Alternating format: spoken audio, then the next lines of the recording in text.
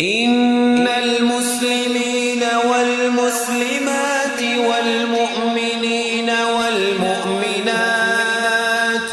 والقانتين والقانتات والصادقين والصادقات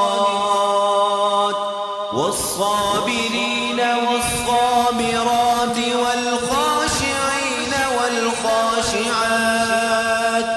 والمتصدقين والمتصدقات